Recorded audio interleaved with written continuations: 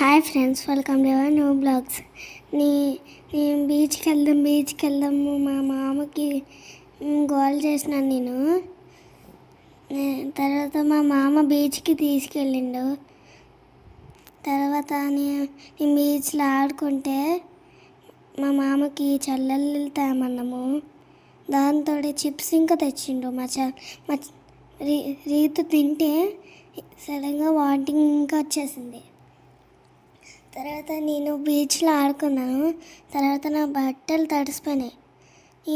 నేను ఆడుకొని నాకైతే జ్వరం వచ్చేసింది. తర్వాత నూడిల్స్ తినడానికి తీసుకెళ్ళిండు. తర్వాత చాలా రాత్రి అయిపోయింది.